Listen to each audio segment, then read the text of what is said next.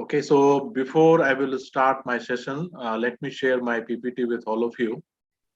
So the topic on which I am going to deliver today's talk is about process of publishing scientific articles in index journal. So this is one of my favorite area, favorite in the sense this is what I am also doing at Punjab University. I'm helping my research scholars and faculty member and orienting them about how they can publish their scholarly article in a good quality index journal.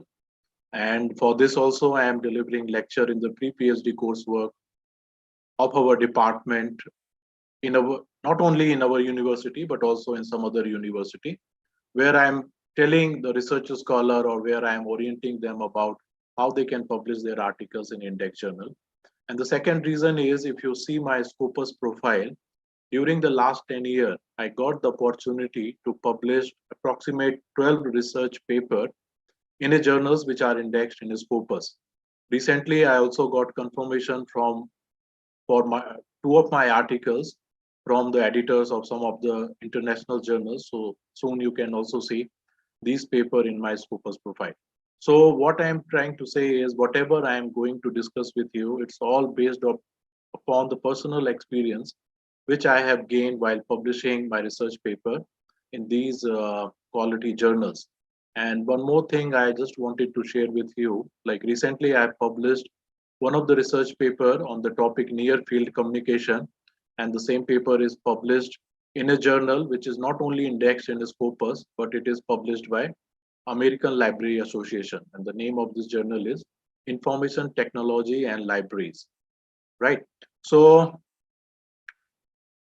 so this is the outline of my today's presentation. I will discuss with you about what is basically a scientific journal and what is India's contribution as far as scientific publications are concerned. What is the process of writing and publishing an article in a quality index journal? And being a reviewer of some of the prestigious journal, I will also share my experience with you. Like when you submit your paper to any journals, so every index journal they follow the peer review process.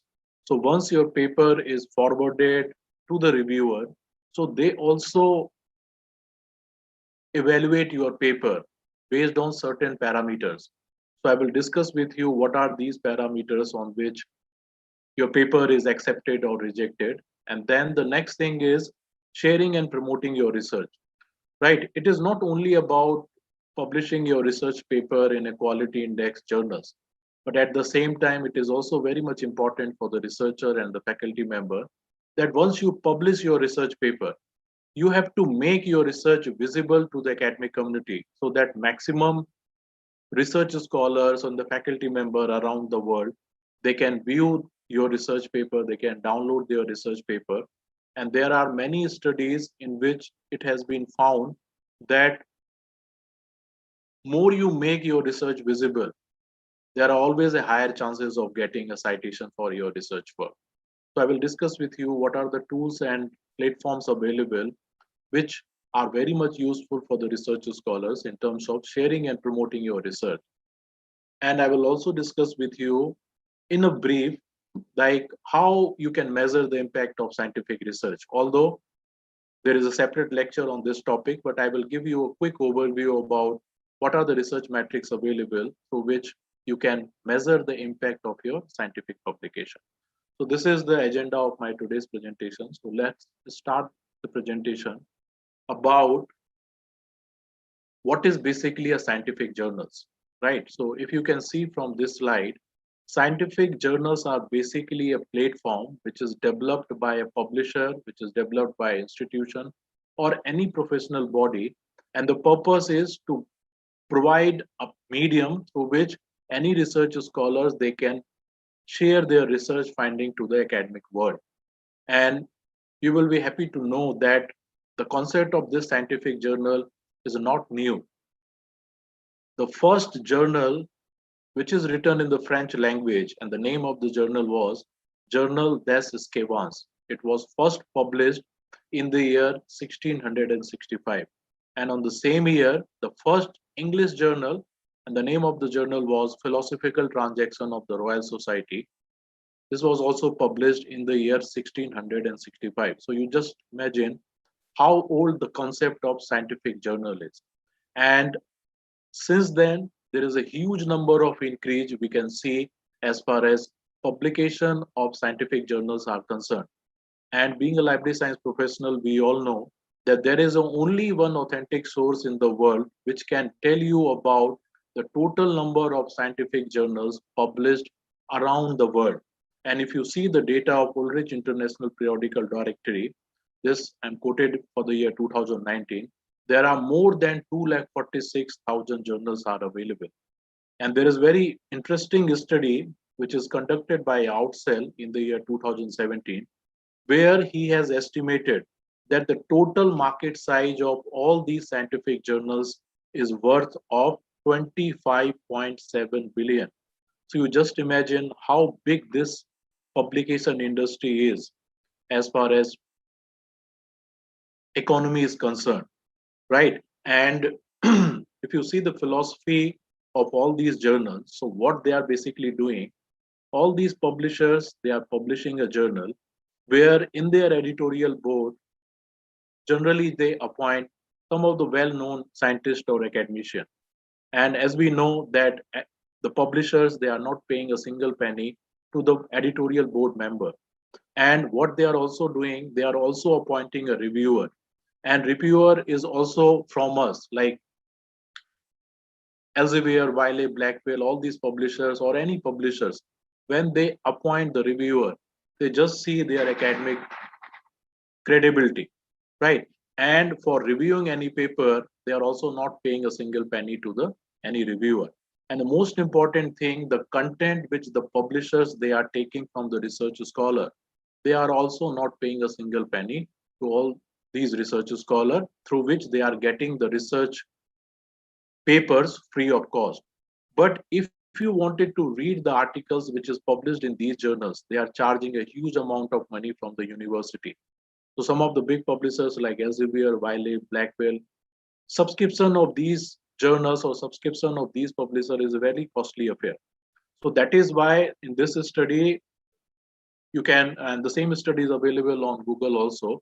So if you are having any sort of interest where you just wanted to know the economical part of publishing a scientific journal, this is one of the best study.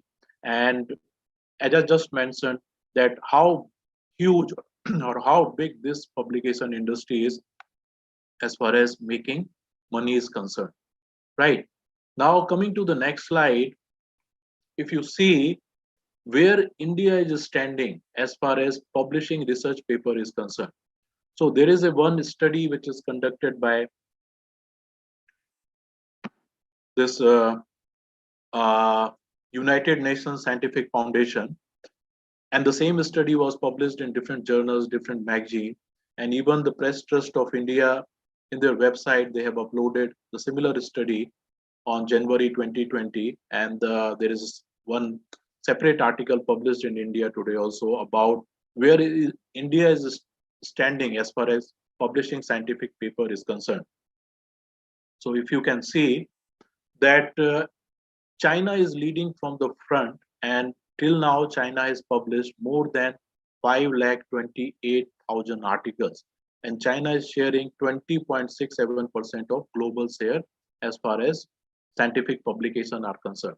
And the study was conducted during 2008 to 2018, right? And you can see that United States at the second position, and USA has published more than 422 research paper. India is at the third position, where Indian scientists they have published more than 135,000 research paper, and India is sharing a global share of 5.31%. So in this study, it was also reported for India, it is a good news that quantitatively we are at the third position. But if you measure the impact of all our scientific publications, we are very, very far behind even with the European Union country. And in this study, it was reported that on an average, Indian research papers, they only got 1% of the citation, which is very, very less as compared to USA and other European Union countries. And in this study, it was also reported that high impact factor journals, they accept less than 10% of the articles submitted to them. That means 90% of the articles submitted in a quality journals, they got rejected, right? So if you are really interested to read the complete study, the link I have given in this PPT also, where you can find the complete data about this study. Now, I think being a library science professionals, we all know what is basically impact factor. But just for your, you can say just a sort of a reminder or just to give you a quick overview about what is basically impact factor, because in my upcoming slides, I'm going to use this word. So it is very much necessary to understand the concept of impact factor so that we have a better understanding about this concept. So this concept was given in the year 1960 by Sir Eugene Garfield. And since then, it is a well-known metric for evaluating any scientific journals, because based on the impact factor, we basically rank the journals in different disciplines.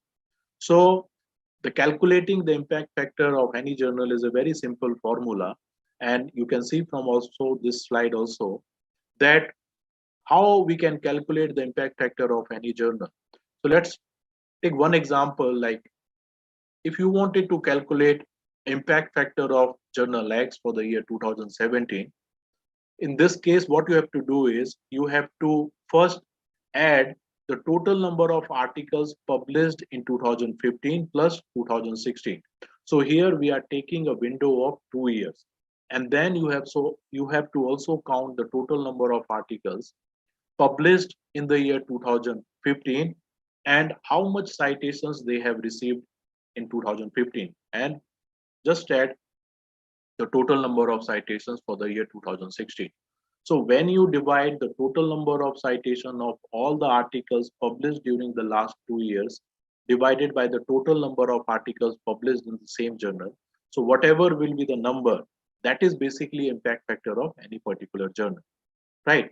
So now let's discuss about what is basically a process of writing a quality research manuscript.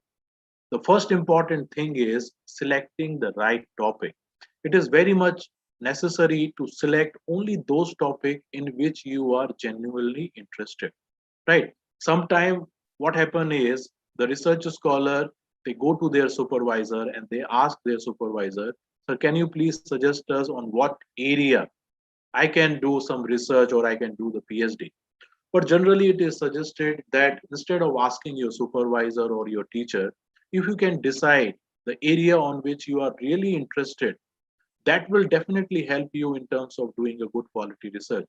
Let me give you my example. During my PhD, I have selected the topic radio frequency identification. And why I have selected that particular topic? Because at that time in our university, we were in the process of implementing this technology. So I was the part of the committee, and at that time I have read many literature about what is basically RFID. Even I have visited some of the university where the system has been implemented so that I can have a better understanding about how this RFID system basically works in the library. So during this process, anyhow, I got some interest in this topic.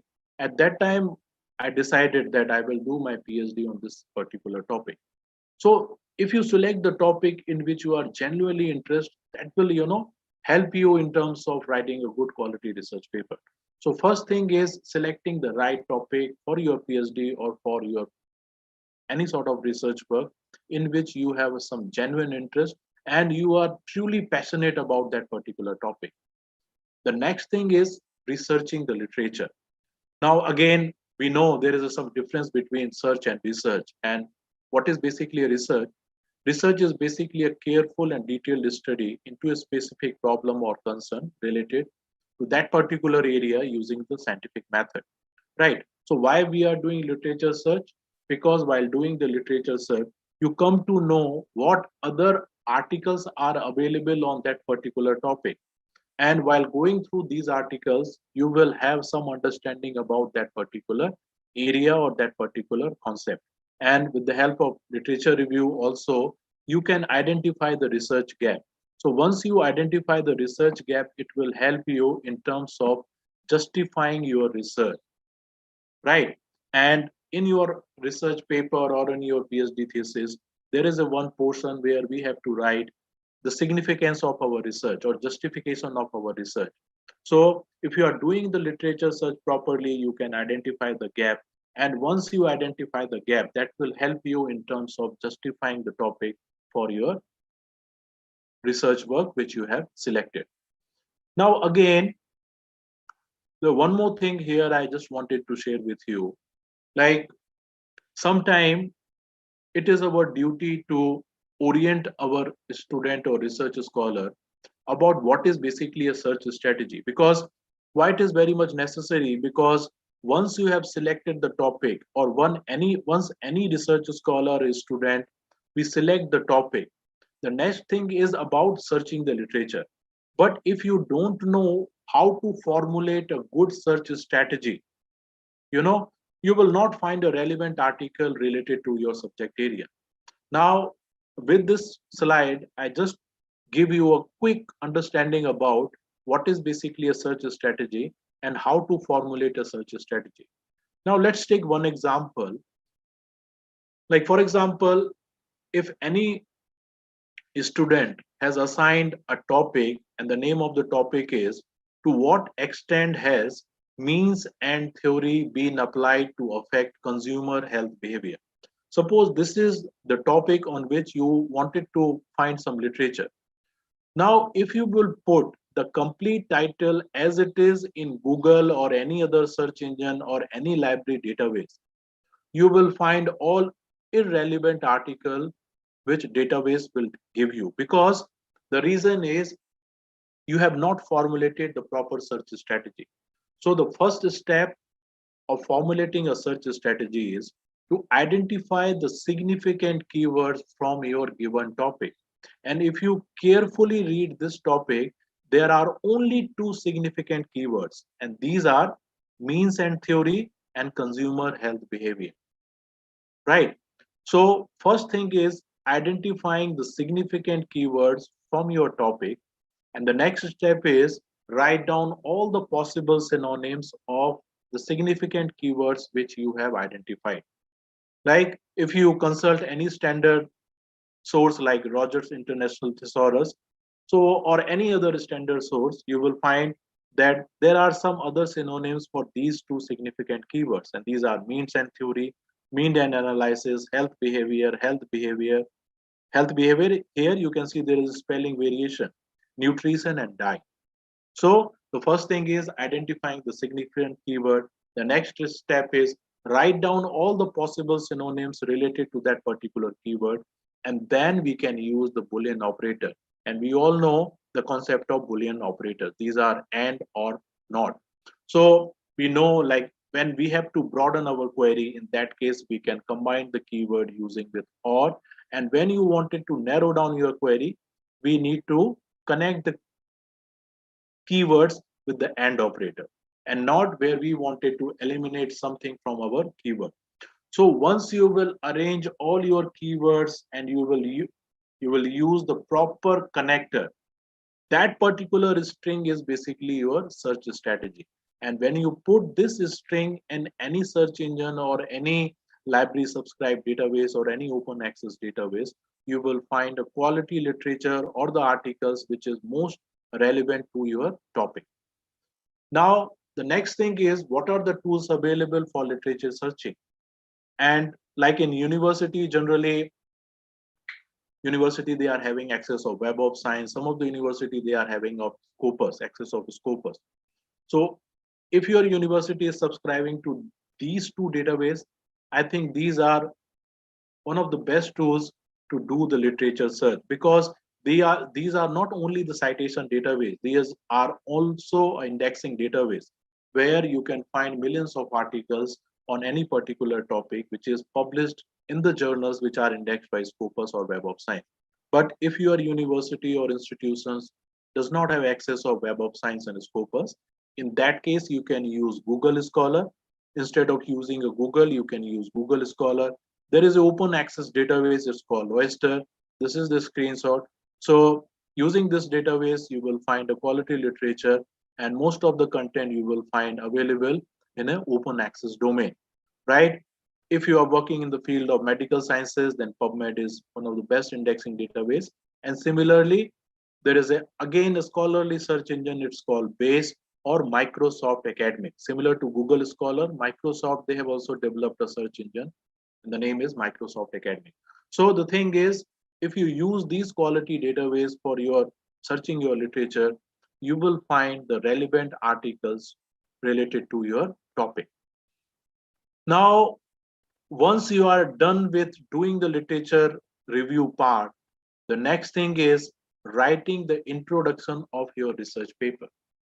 Now, again, it is very much important to know that whenever we have to write the introduction of our research paper, it should not look like your history lesson where you are writing the introduction part in 2 pages or 3 pages. There is no need, because if you see the structure of any good research paper, generally the introduction part is written maximum in half page or 1 page. And why there is a need to write the introduction? Because while writing the introduction, you are basically introducing the topic to your potential reader. And for this, you can take help of some standard sources. You can take help of some definitions, notion, and some other important information, which is required to introduce or to understand the topic on which you have conducted the research. So you just introduce your topic, you can create some context and background, and you can tell your reader about the research you have planned, and you can state your rationale, you can explain why research is important, and then you can write the objective and hypothesis of your research paper. So why there is a need to write objective of your research paper? Because objective basically give you a direction which through which you can avoid any diversion from your topic. And if you see the structure of any good quality research paper, generally there is a one main objective, and underlying one main objective there are 4 or 5 sub objectives, right? So it is very much necessary, it is very much required to write down the objective, clear cut objective of your research paper, so that while reading the objective of your research paper, your reader will able to know on which area you have done your research work. And this is the screenshot of one of the Scopus Index research paper. Here you can see that this researcher has written down the objectives in the form of questions. So again, this is a new trend where you can start your research paper while asking some of the question, right, to ourselves. And these are not basically a questions, these are also the objectives of your research paper. The next thing is writing your literature review. It is very much necessary to select some of the articles which is already published by someone else on that particular topic, and so that you can tell your reader what existing literature is saying about that particular topic. But you should be always very careful that whenever you are writing the literature review of your research paper or your thesis, you do not just copy the word as it is. Generally, what research scholar they do, instead of reading the complete paper, they just refer the abstract part of any literature, any article, and in literature review, they are just simply copying the abstract part and writing in their literature review part, right? But here you just try to write down in your own voice. That is called paraphrasing. So what is paraphrasing is when you write something in your own word, and whenever you are doing paraphrasing, always give in-text citation to the original article, right? And you can use the quotation if you are taking something as it is in your literature review part. For example, if you just wanted to highlight the findings of any research paper, in that case you can write down the findings in a quotation mark. So quotation, while writing any sentence in quotation, what we are doing, we are telling our reader that this portion of our work is not mine, this I have taken from some other work, right? And you can also give, footnote or in-text citation whenever you are doing any sort of paraphrasing, or whenever you are writing anything in a quotation mark. But the most important thing is always be selective while selecting the articles for your literature review part. Let me give you one more example. When I published, I think my fourth or fifth paper, so and when I submitted to any journal, so I got the comment from the reviewer, and reviewer has told me that you have only incorporated the articles which is published from India. There are few articles on the same topic which is published from some other part of the country. So why you have not incorporated those articles in the literature review part? So at that time I have just, I got understanding that whenever you are selecting the article, yes, you just try to pick those articles which is published from, different part of the world, so that in your findings you can correlate these articles which you have written in the literature review with your findings, right? So in that particular way, you can give a comparison window to your reader, that what existing literature is saying about that particular topic and what your research is saying in that particular topic, right? So it is very important to write literature review, and for this you have to very selective while selecting the articles for your literature review part. Next thing is your research methodology. Sir, I'm audible?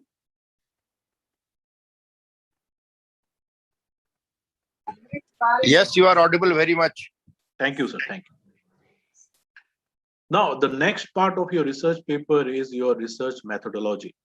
So in social sciences, generally we called as a research methodology, and in sciences we termed as a methods and material. So what is research methodology? It's basically a science of studying how research is done scientifically.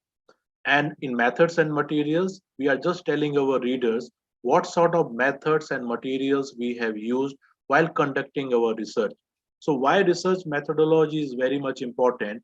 It is important because if you are writing your research methodology part clearly, you are writing the research methodology part in a detail, in a way where you are explaining like what type of statistical test you have applied, which statistical software you have used for your quantitative result, right?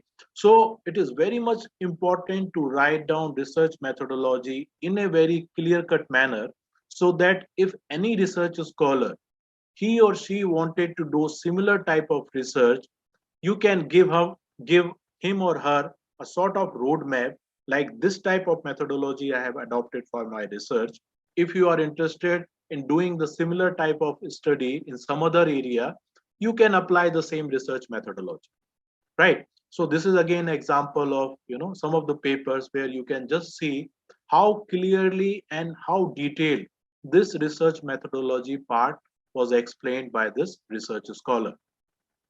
Now, the next thing of your research paper is your result part. And again, there is a difference between a result and the discussion. So what is basically your result is totally based on the data, and here there is no need to put your own criticism. So you can explain all your quantitative data in the form of tables and figures. And in this part, what you have to do is you simply have to write down the interpretation of your data. Here, don't try to put your own, you know, views or your own criticism. Like for example, if I have asked one question to the respondent, like how frequently you are visiting the university library. So if 70% of the respondent, they are saying that on daily basis they are coming to the library, and suppose some 15% they are saying that weekly basis they are coming on the library, and 15% of respondent they are saying that on, after 15 days or after fortnightly they are visiting to the library. So in the result part, you just have to explain this thing only, that 75% of the respondent they are visiting library daily, 15% weekly, and 15% fortnightly. Here, don't try to explain why they are visiting library daily. That you can do always in the discussion part. So again, you should be very much careful that when to use table and when you can present your data in a figure form. So it is always recommended that whenever you wanted to show some trend, whenever you wanted to show some pattern, whenever you wanted to show some relationship of your data, in that case, you can take the help of figures instead of putting your data in a tabular format, right? And this table will also give you a clear-cut idea where we can use data in a tabular format and when we can use the data in a figure. The next thing is the researchers, they also need to know about some of the data visualization tools. Now, generally what we do, we enter all our quantitative data in Excel format, and then whatever Excel is, no, whatever graphs and figures are available in Excel, generally we just present our data in that particular format only. But let me tell you, now the research scholar, instead of entering their data in a tabular format, they are taking the help of some of the very good data visualization tools. And let me tell you, these data visualization tools, they are based on very strong AI based algorithm, where once you enter the data in these tools, based on your data, they will suggest you what is right figure which can represent your data. What are the other options available through which you can present your data to your reader? For example, if you just enter the data in a two column, this is what I did just to explain you this concept. So once you enter the data, so based on this your data which you have entered in two column, you can see there are 4 or 5 ways through which you can present your data in your research paper. So sometime the editor, they also see how beautifully the data you have presented using different tables and different figures. So there are many data visualization tools are available. If you simply Google the data visualization tool, you will get the list of top 10 data visualization tool. So you just explore any data visualization tool and try to use these data visualization tool in terms of presenting your data in some attractive and some beautiful format. The next thing is your discussion and conclusion. So discussion is a part of your research paper where you can put your own thought in describing the result. And here you can also relate the result of your research with the literature review and show the relationship or impact you need to address in your research, right? So, from reviewer point of view also, it is not only about writing the your result and discussion part. They also wanted to see how your research is different or how your research is similar with already published literature. So that is why I have just mentioned during my talk is whenever you are selecting literature review, always select those articles where you can show some relationship with your research findings, right?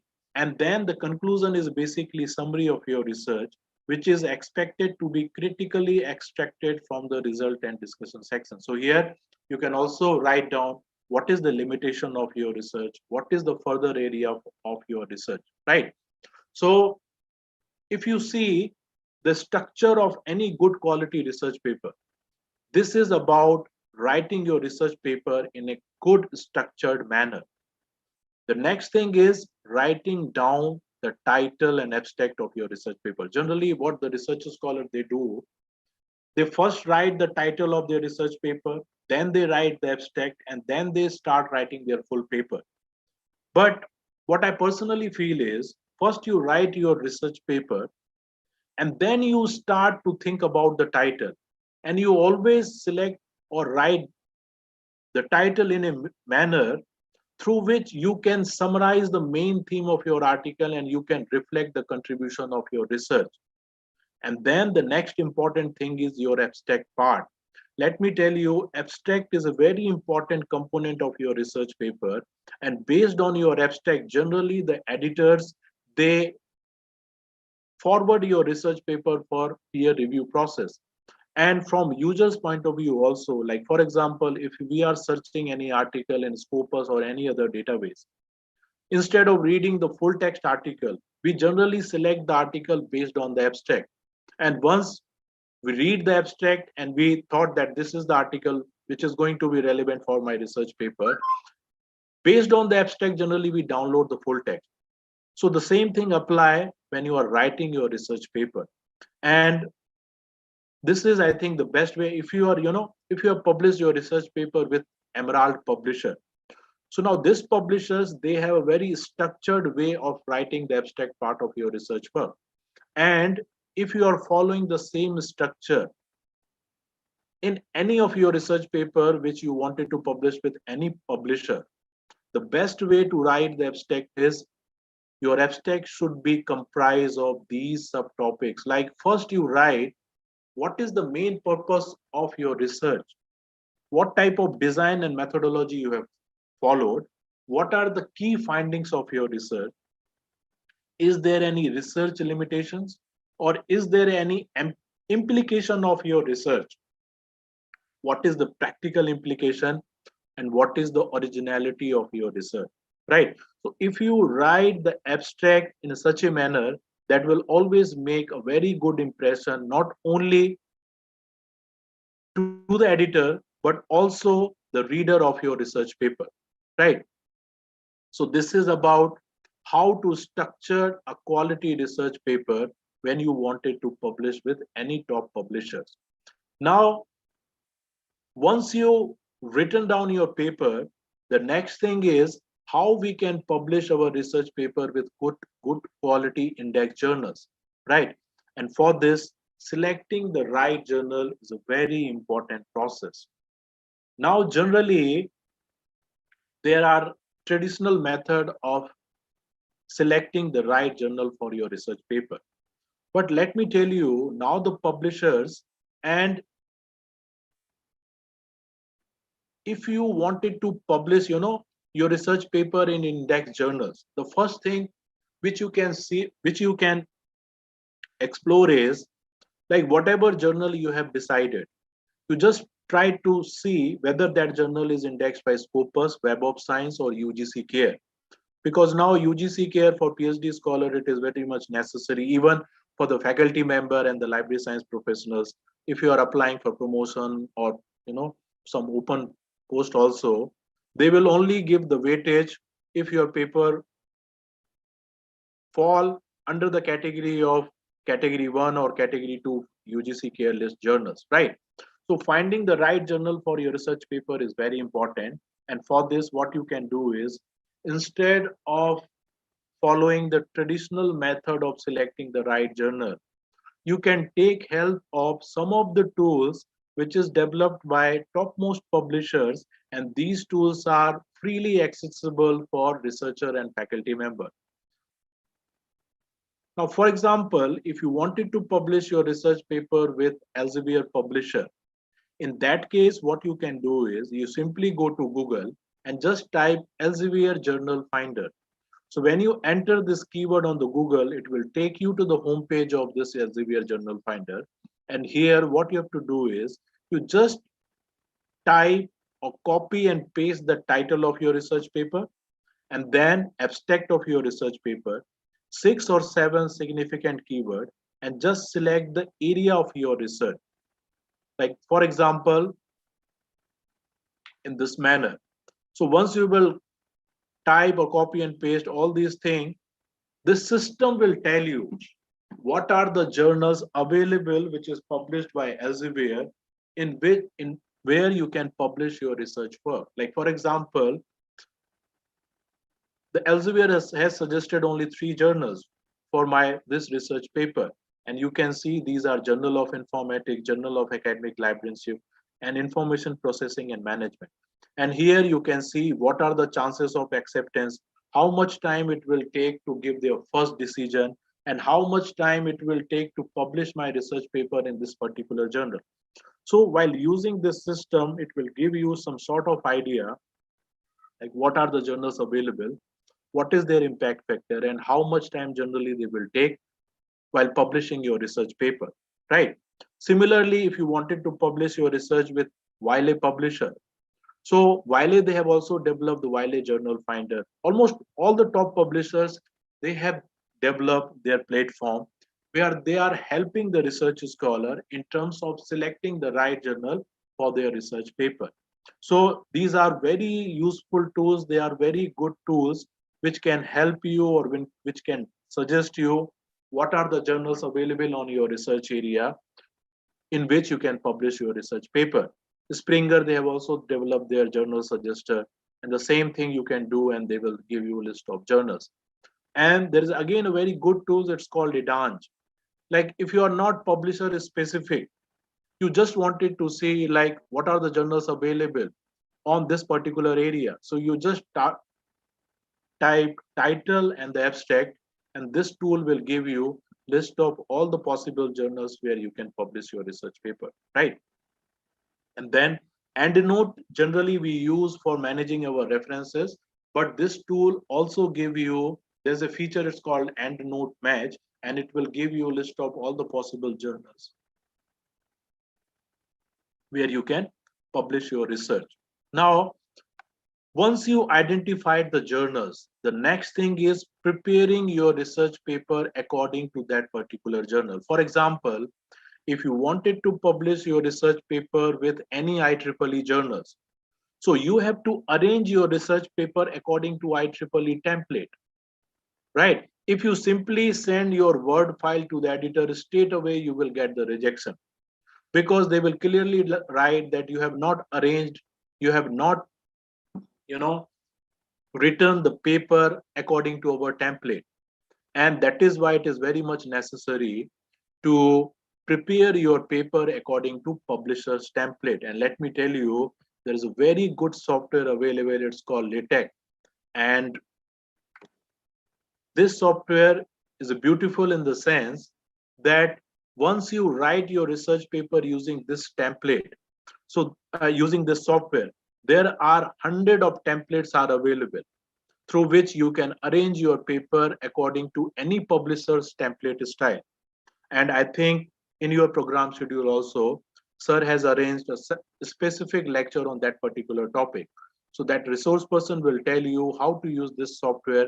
And once you will have a feel of using this software, I'm 100% sure that whenever you will write your next research paper, instead of simply writing your research paper in Word, you will definitely use this software. So the next thing is preparing your research paper according to publisher's template, right? Like for example, I'm also using this software, and this is one example. I've simply written this article in using the LaTeX. And now if I wanted to select the Springer template style or IEEE template style, automatically this software will arrange my paper in that particular style. Now, the next thing is there is another study where it was reported that 50% of the articles submitted in Elsevier publisher, they got rejected due to poor English language. Again, there are some good sophisticated tools are available like Grammarly, Hemingway editor, there are after the deadline. So these are some of the tools which will help you in terms of making your research paper, you know, good as far as grammar is concerned. But no tool is 100% accurate, no tool is 100% reliable. So I always suggest my research scholar that if you know someone who is having good command over English language, there is no harm of taking their help before sending your research paper to any editor. Some of the publishers, they have, started helping the research scholar where they are having tie up with some professional, organization. And once your, content is selected, once your research paper is selected for the paper, that third party will do all sort of work. But generally, there are few publishers which are providing this facility free of cost. So that is why it is always recommended that before submitting your research paper, either you can use these tools or you can take help of someone who is having good command over English language. Now, very much important thing which I'm sharing with you with my personal experiences, submitting a proper cover letter along with your manuscript. Now, the paper which I have discussed which I have just discussed with you when I'm starting my presentation. Now that paper I have written on the field of near field communication. And when I have submitted that paper to American Library Association journal editor, I got rejection within 2 days. And editor has written in his email that your paper does not fulfill the objectives of our research paper. But I have done all sort of homework before selecting that particular journal. So even after getting the rejection from the editor, I have again written down a good email where I have just tried to convince that editor why I wanted to publish my research paper in that particular journal. And based on that particular email, or you can say that cover note, this is the reply I got this from the same editor. And he, first of all, he apologized. And then after reading the article, he has just forwarded my research paper to the reviewer. And after that, the same paper was published. Although I got the rejection within 2 days for the same paper. So that is why I'm telling to you, as well as I'm also suggesting the research scholar, that simply just uploading your research paper will not fulfill the purpose. You have to also work hard in writing the good cover note so that you can convince the editor why you wanted to publish your research paper in that particular journal, right? And then now most of the publishers, they have also started taking the research data along with your manuscript. So this is generally, this practice is being followed in the field of medical sciences, because there are few cases where it was reported that some of the medical scientists or doctors or some other scientists, they have done sort of data manipulation or data fabrication, so that just to make their research findings more authenticate, now the research scholars, they are also uploading their raw research data along with their manuscript, right? So this research data you can upload with the help of supplementary files. Most of the publishers, they are providing this facility where you can upload the research data. Now, this is, I think, again, very important to manage your references so that you can avoid plagiarism. This I'm not going to cover here because I'm sure that there is a specific talk on that particular topic. Right. Now, I'm going to discuss with you, once you submit your research paper and once your the editor of that particular journal has provisionally accepted your paper, and when he refer your paper to the reviewer, what criteria generally reviewer they follow for evaluation of your article, right? And again, I think you will be knowing about what is the peer review, and there are different type of peer review system, right? So these are some of the common criteria generally reviewer they follow while accepting or rejecting any research paper.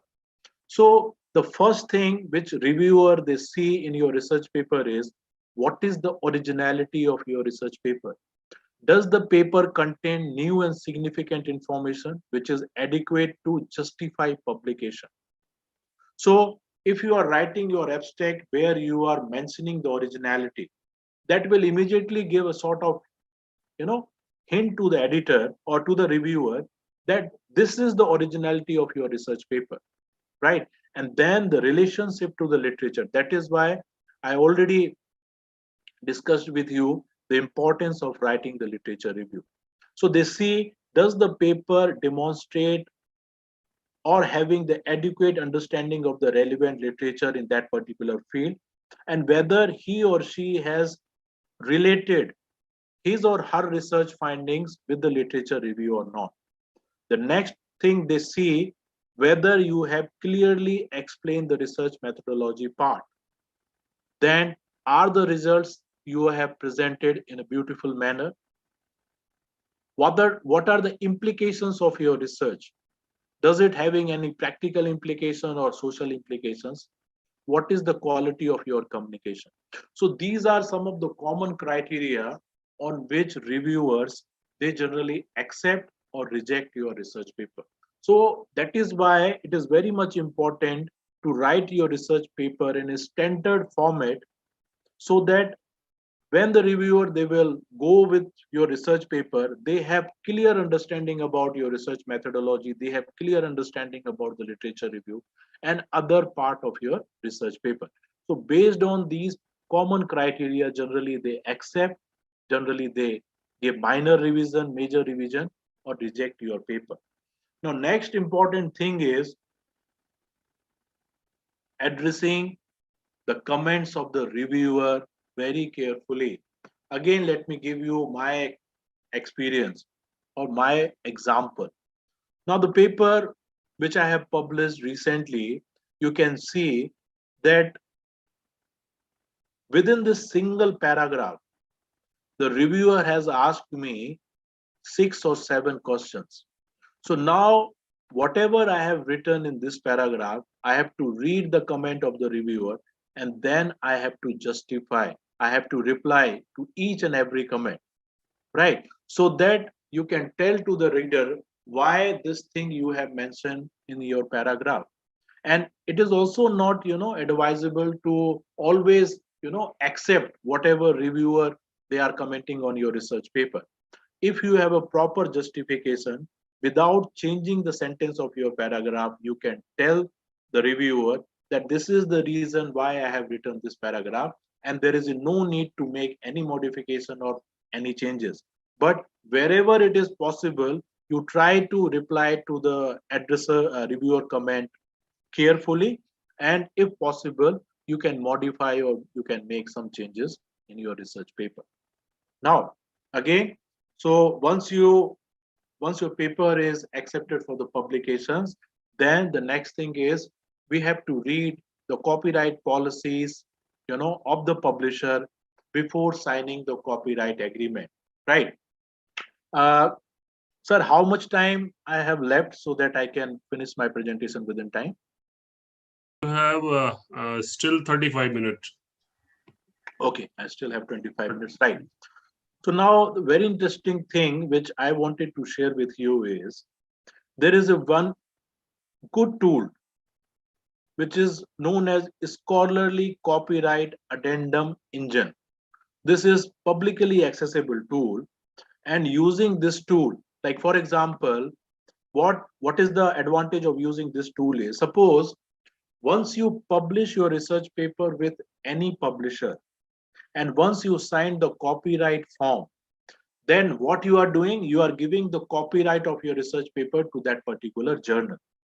Now, before signing the copyright, you wanted to have access of reuse in the sense like whenever you will write next paper and you wanted to take some portion or some content from this paper, you have to write to reuse your content. In that case, there is no need to give citation to your previous paper.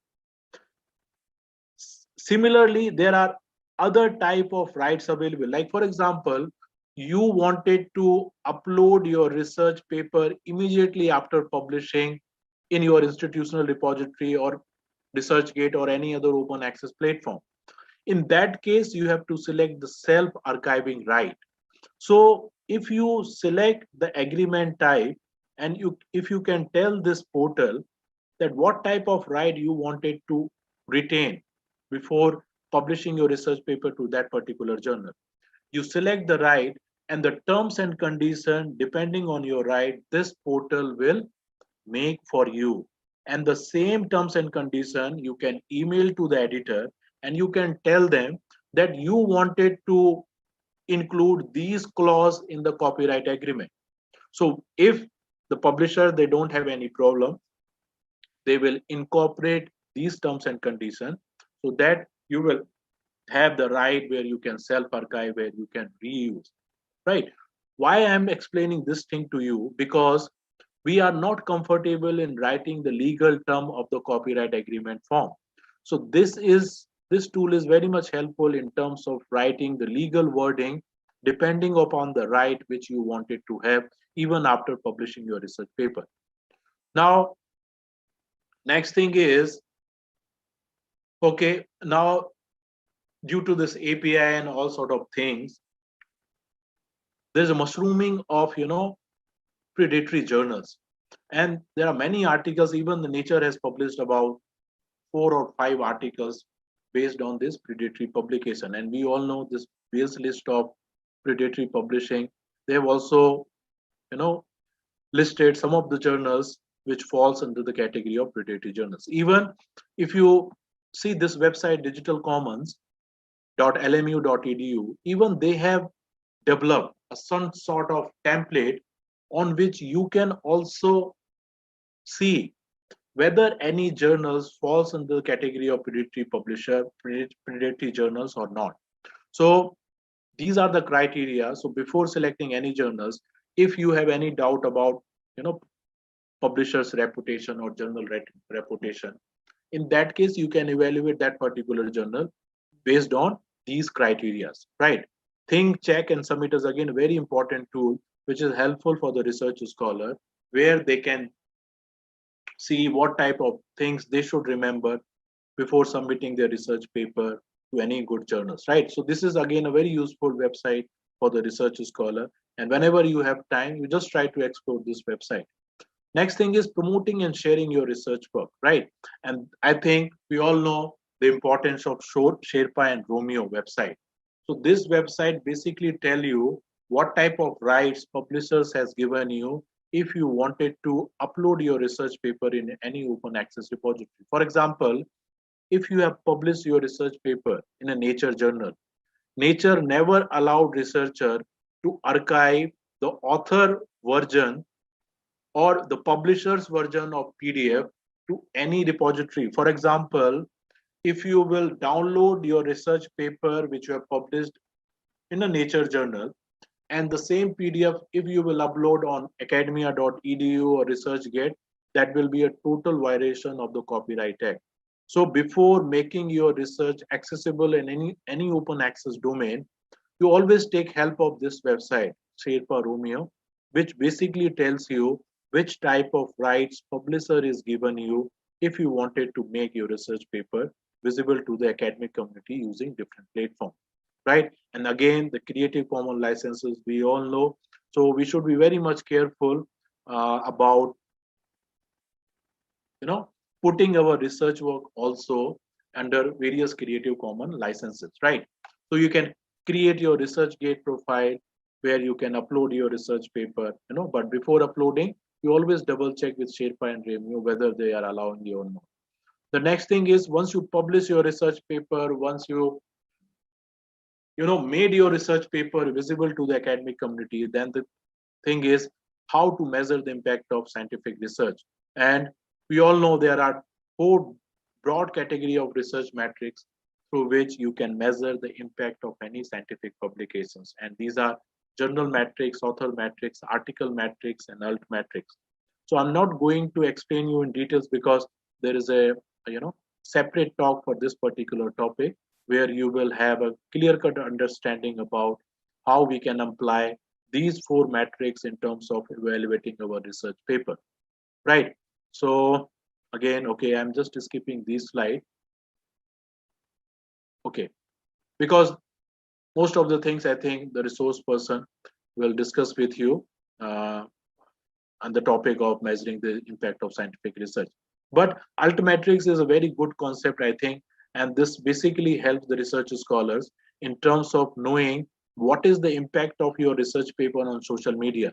And there is only website, it's called Dimension, which will give you a sort of data where you can see how much people, how much, you know, citation, or what is the impact of your research on social media. So this website will tell you, like, after publishing your research paper, how many they have posted your research paper on Facebook, how much they have shared your research paper using Twitter or any social media account, right? So Dimension is a very good website which is very much helpful in terms of knowing the impact of your research on social media platform. So that's it for my today's presentation. Still